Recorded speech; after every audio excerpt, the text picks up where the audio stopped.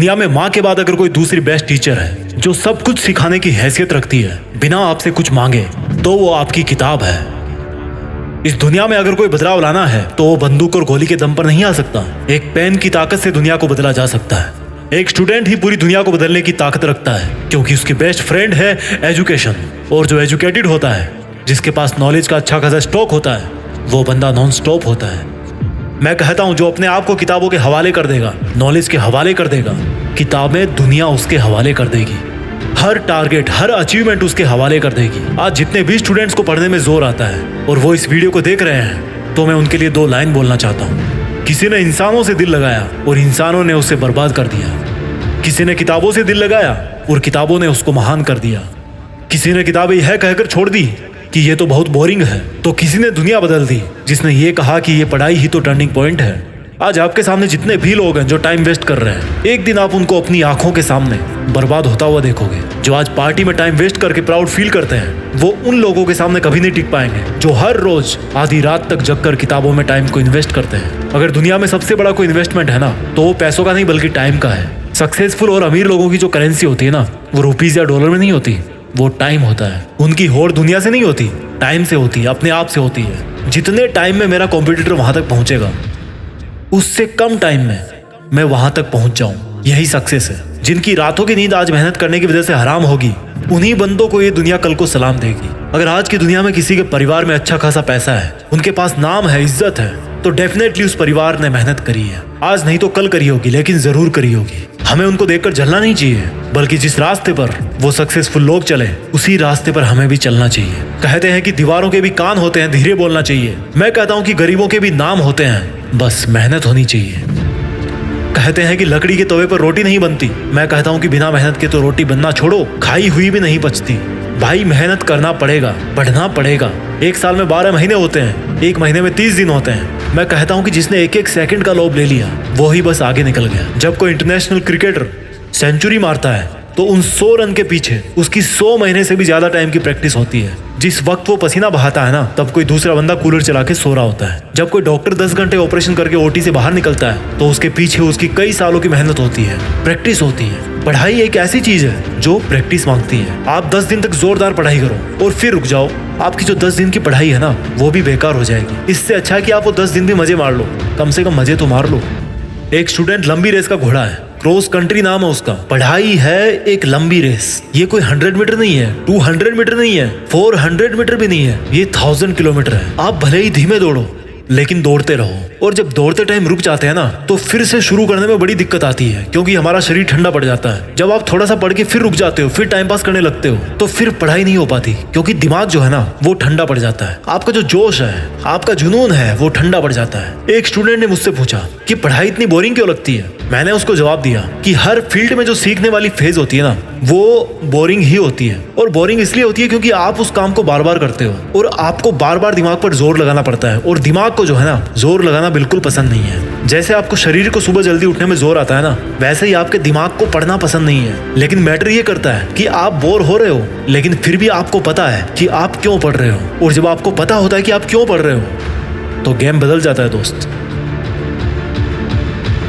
आपके माँ बाप, आपके मार्क्स, आपकी स्कूल, आपका सिलेक्शन नहीं पढ़ा रहा आपको। वो जो रीजन है ना आपका पढ़ने का, वो आपको पढ़ा रहा है। बोरिंग वाली फीलिंग खत्म हो जाती है, इम्पॉसिबल पॉसिबल नजर आने लगता है। एक बार रीजन ढूंढो कि क्यों पढ़ते हो आप। मैं हर बार कहता हूँ कि वो रीजन फिर आपको हमेशा पढ़ाएगा, आपको बहुत आगे तक ले जाएगा। आज आप किसी भी एक्सपर्ट को देख रहे हो, वो कभी ना कभी बिगिनर था, कभी ना कभी उसने वैसा करने की सोची थी, कभी ना कभी उसने अपने आप से प्रॉमिस किया था कि भाई मुझे यही काम करना है, मुझे कुछ नहीं पता, मेरा कोई सपोर्ट नहीं करता, कोई मुझे आगे बढ़ने में हेल्प नहीं करता, मेरे पास रिसोर्सेज नहीं है, लेकिन मुझे ये काम करना है बस, क्योंकि मेरे लिए इससे बेहतर और कोई काम नहीं हो सकता। सेल्फ रियलाइजेशन, सेल्फ मोटिवेशन कि कोई मेरी मदद करे या ना करे, मैं तो हूं ना मेरी मदद करने वाला।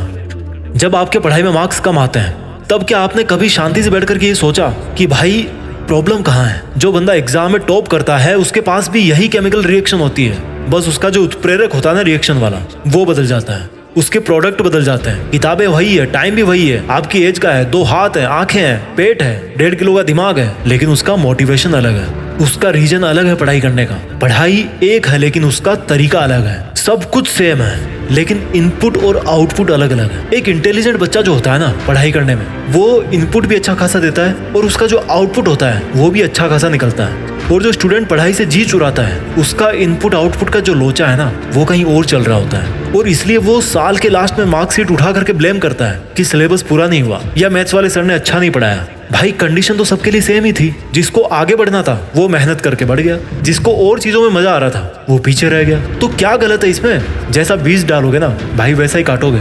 सपने और प्लान तभी काम करते हैं जब आप खुद काम करते हो। ये मार्क्स और सिलेक्शन तभी आते हैं जब आपको जोरों से पढ़ाई करने का मन करता है, जब आपका जोरों से पढ़ाई करने का मन करता है। Make it happen and shock everyone. This is not the time for excuses. ये बहानेबाजी का टाइम नहीं है यार, बहानेबाजी बंद करो। Conditions are same for everyone, difficulty level is same for everyone. थोड़ा ऊपर नीचे होता होगा, कोई बात नहीं, चलेगा। रिजल्ट भी चलेगा, ऊपर नीचे कोई दिक्कत नहीं है। फर्क इस बात से पड़ता है कि कभी भी छोड़ो मत और हिम्मत को तोड़ो मत। अगर आज अपना बेस्ट नहीं दोगे ना तो आपको पता चल जाएगा, इस चीज का कि आपने उस टाइम पर अपना बेस्ट नहीं दिया था। Because whatever you do it comes back to you without any fail. आप जो भी कर रहे हो, आप भले ही फेल हो जाओ, लेकिन जो आपने किया है ना वो आपके पास में आकर के ही रहेगा, क्योंकि वो आपका ही है। जो पढ़ाई करने वाला पीरियड होता है ना 15, 20, 22 साल का, वो इस लाइफ का सबसे बेस्ट गोल्डन टाइम है, और ऐसा टाइम कभी भी दोबारा लौट के नहीं आता। इस उम्र में आप जो कुछ भी करोगे, जितनी पढ़ाई करोगे, जितनी मेहनत करोगे, वही कई गुना होकर के आपकी लाइफ में वापस लौट करके आएगा। आज अपने सामने एक कागज में लिख के रखो, आई एम डूइंग इट फॉर वाट, और इस वाट वर्ड को अपने पर्पज से रिप्लेस करो। ये आपको हमेशा याद रहना चाहिए। मेरे घोड़े, तुझे ये हमेशा पता होना चाहिए कि तू क्या कर रहा है और क्यों कर रहा है। Don't lose control over your self. अगर मैं पढ़ाई कर रहा हूँ मेरे घर की फाइनेंशियल सिचुएशन सुधारने के लिए, तो हमेशा याद रखो कि I am doing it for financial freedom. अगर माँ बाप के लिए कर रहे हो तो I am doing it for my parents. अगर धोखा मिला यार लाइफ में तो लिखो कि I am doing it for proving myself to only me, nobody else. पढ़ना अगर आपको बोरिंग लगता है ना तो सोचो कि मैं पढ़ नहीं रहा हूँ, मैं सीख रहा हूँ। क्यों सीख रहे हो? क्योंकि मेरा ये रीजन है। बात नहीं करना है, हार्ड वर्क करना है, कहना नहीं है, करके दिखाना है। प्रॉमिस करने से पहले ही प्रूव करना है। ज्यादा सीख लेने से कोई नुकसान नहीं होने वाला, काम ही आएगा कभी, एक एक वर्ड काम आएगा आपकी पढ़ाई का। आई होप आपको ये वीडियो अच्छा लगा होगा। इसे अपने स्टूडेंट सर्किल में जरूर शेयर करना। देश में अपना नहीं बल्कि दुनिया में देश का नाम करना। जय हिंद, वंदे मातरम।